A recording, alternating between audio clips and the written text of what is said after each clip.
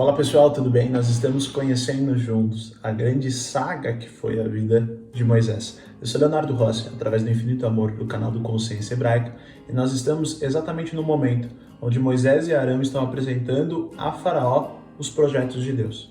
Então a gente vê aqueles dois homens chegando diante de Faraó dizendo o seguinte: olha, o nosso Deus, o Deus desse povo, está pedindo que ele seja liberado por pelo menos 3 dias para celebrar uma festa para ele no deserto.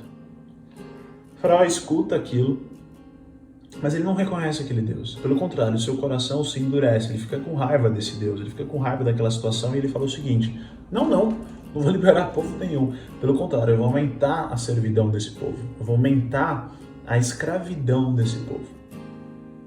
Moisés escuta aquela informação, Arão escuta aquela informação e eles saem do palácio, e a primeira coisa com a qual eles se deparam quando eles saem do palácio é com o povo, que começa a contestá-los e perguntar: o que vocês fizeram? Vocês vêm aqui, enchem a gente de esperança, de promessas, e agora vocês vêm com a notícia de que a nossa servidão, a nossa escravidão vai piorar? E aí, nesse momento, Moisés vai contestar Deus, vai perguntar a Deus: para quê? Por que você me fez passar por isso? Por que você me enviou? Só para piorar a situação? E a gente vai ver essa cena se repetir algumas vezes na história de Êxodo. E muito bem, o tema que a gente vai tratar hoje, ele é um pouco clássico, talvez a gente já tenha escutado em outras situações, mas a gente vai falar dele sob uma diferente ótica, talvez. A gente vai falar sobre as circunstâncias e o poder que elas têm em moldar as nossas atitudes, os nossos pensamentos. Vejam bem, a gente está falando de um povo que viu maravilhas acontecerem diante da face deles. Eles viram o cajado se tornar uma cobra, eles viram a água se tornar sangue, eles viram a mão leprosa de Moisés ser curada, eles viram diante deles, e eles receberam uma promessa de que Deus os tiraria dali, daquela escravidão que eles estavam vivendo. Eles escutaram e eles acreditaram, eles confiaram nisso. Só que a circunstância que eles estavam inseridos era muito complicada. Eles estavam sob um regime de escravidão muito severo, eles sofriam muito. E agora eles estavam em uma outra circunstância ainda mais dura, porque a situação estava pior. O faraó havia decidido que a situação deles ia piorar. Então a circunstância era completamente desfavorável, o mar estava revolto, as ondas estavam altas, o vento estava soprando forte, a chuva estava caindo no rosto. Nada parecia favorável àquela promessa. E quantas vezes na nossa vida é exatamente assim? Às vezes a gente recebe uma informação direta de Deus, explícita e clara: olha, vai acontecer isso, fica tranquilo. Às vezes através de uma pessoa, através de uma canção que a gente escuta, através de uma palavra que a gente lê. Às vezes no silêncio, ele é mago em nos revelar coisas e deixar elas claras. Só que às vezes as circunstâncias em que a gente está, ou a circunstância em que a gente, por algum motivo, acabou caindo, elas são completamente desfavoráveis a essa promessa que foi entregue. Elas vão numa direção completamente oposta ao que foi entregue pra gente. E a nossa reação é dizer: não, tudo mudou. Não, antes fazia até sentido aquela promessa, mas agora não faz mais, mudou, tá diferente. Com aquele povo foi exatamente isso. Por mais claro, por mais explícito que o que estava prometido estivesse posto na mesa, a circunstância foi muito mais forte. E isso é um cuidado que a gente tem que ter sempre. Porque quando Deus promete alguma coisa pra gente, por mais louco, por mais impossível que seja, a gente já viu isso acontecer em inúmeros momentos na história, quando a gente falou de Gênesis e agora no começo de Êxodo, vai se cumprir, vai dar certo. Se é projeto dele, se é plano dele, não tem circunstância, não tem escravidão, não tem mar revolto. Aquele povo estava focando muito na onda, aquele povo estava focando muito no vento, está focando muito na chuva, nos relâmpagos, na escravidão, na dificuldade. Eles esqueceram de olhar para a promessa. E olha que eles nem tinham Jesus para olhar. Nós temos um presente extra, nós temos o Cristo. Quando tudo isso estiver difícil, quando todas essas dificuldades estiverem batendo na nossa porta, a gente só tem que olhar para Ele. A tempestade vai acontecer. Ela vai trazer algumas consequências, ela pode trazer alguma destruição, mas ela também vai trazer renovação. Aquele cheiro de chuva quando ela para, também vai ficar quando o dia seguinte amanhecer. Porque aquela famosa história do choro poder durar, de repente, uma noite, mas a alegria, ela sempre acaba nascendo junto com o sol. Só que aquele povo não tinha essa visão. Aquele povo, ele tinha que aprender muita coisa. Aquele povo tinha que caminhar muito. E nós falamos que esse povo aprenderia em pelo menos 10 prestações. E é isso que acontece. Em 10 parcelas, aquele povo tem um tratar com Deus, tem um relacionamento com Deus que vai aprofundar essa concepção. Isso não acontece só com o povo. Isso acontece com Moisés também.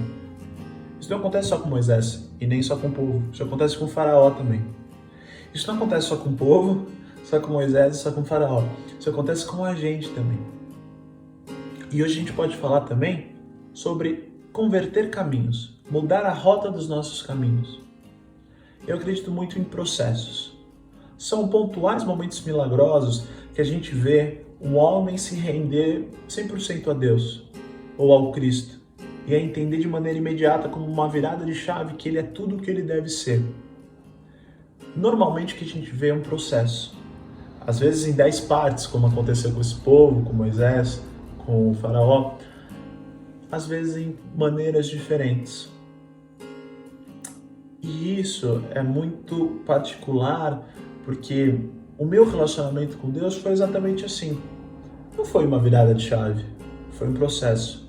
Foi crescer algo todos os dias, foi regar uma semente todos os dias. E eu não digo que a minha semente super tenha criado um broto e que tenha virado uma árvore, que tenha gerado frutos. Não tenho essa pretensão. Mas eu acredito que eu tenha conseguido minimamente ter plantado uma semente. E eu minimamente tenha pedido para que Deus pudesse regar essa semente, para que ela pudesse se tornar em alguma coisa. Isso foi um processo. Isso não foi do dia para a noite. Isso foi água caindo todos os dias. Água caindo todos os dias. Isso é um processo que está proposto para mim e para você.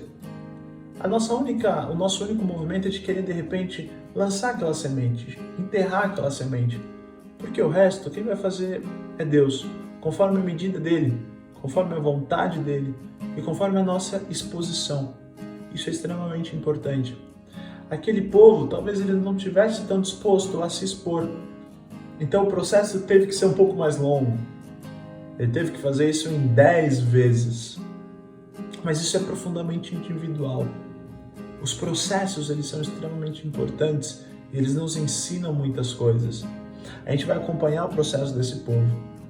Mas a minha provocação hoje é que a gente acompanhe o nosso processo individualmente. A minha provocação é me olhar no espelho e dizer: Leonardo, como está o seu processo? Em que momento, em que estágio você está? E uma outra metáfora interessante sobre esse estágio é a gente pensar no nosso sistema solar. Nosso sistema solar, então, é composto de um Sol, naturalmente é um sistema solar, e planetas ao seu redor. Alguns planetas estão mais perto, outros planetas estão mais longe. O planeta mais próximo é um planeta chamado Mercúrio. Muitas vezes a nossa relação com Deus é uma relação Mercúrio, uma relação quente, acesa, próxima, calorosa, que a gente sente o calor daquele sol, esse sol representando Deus, esse sol representando Cristo. A gente sente arder o fogo desse Jesus, a gente sente arder o fogo desse Deus. Mas às vezes a nossa relação com esse Deus é uma relação Plutão, que é o último planeta desse sistema, que é uma relação fria, distante, anos-luz de distância. E parece que aquele povo estava em Plutão e ele foi se aproximando, ele foi passando de planeta em planeta até se aproximar de Mercúrio. E sabe um outro ponto interessante sobre essa reflexão que a gente tem que ter? É que talvez não seja tão importante saber se a gente está em Mercúrio ou se a gente está em Plutão. Mas é importante a gente saber em que direção a gente está indo. Porque talvez de pouco valha estar em Mercúrio, tão quente, tão aquecido, tão próximo desse Deus, se você só tem impulsos dentro de você que te levam para a periferia, que te levam para os anéis mais distantes de rotação desse Sol. Mas talvez seja muito relevante você estar em Plutão, mas com a consciência firmada de que você deve ir em direção a esse sol, de que você quer sair desse anel periférico de rotação e que você quer seguir próximo a essa estrela maior, a essa resplandecente estrela da manhã, que é esse sol, que é esse calor, que é o Cristo, que é Deus. E esse processo, esse desenvolvimento é algo extremamente individual, onde, novamente, talvez não seja tão importante a gente se martirizar por estar onde está. Deixa esse fardo para lá, deixa o peso de saber que a sua relação está fria, que está em Plutão, que está em distante para lá. E foca no caminho que você quer traçar, que é de se reaproximar, é de estar nas órbitas mais próximas desse Sol, é de estar na rotação mais próxima dessa grande luz. Vamos focar sempre em onde a gente quer ir e não necessariamente onde infelizmente a gente está. Isso serve tanto para a pessoa que se martiriza quanto para a pessoa que se vangloria. Não se vanglorie de estar em Mercúrio. Se de repente a sua relação só tem se esfriado, se você de repente só tem buscado anéis de periferia, se você só tem buscado estar longe do Sol, estar longe do centro. Bom, esse povo parecia que tinha que passar então por esses 10 desafios. Esse povo egípcio também, principalmente, parecia que tinha que passar por esses 10 desafios para calibrar sua relação com esse Deus. São sobre esses 10 desafios que a gente começa a tratar a partir do vídeo próximo que teremos. Espero que vocês tenham gostado, tenham ficado minimamente curiosos com relação a tudo que vai acontecer ainda. Se puderem deixar o seu like, algum comentário, se inscrever no canal, a gente também está no Instagram, @infinitamor. Valeu!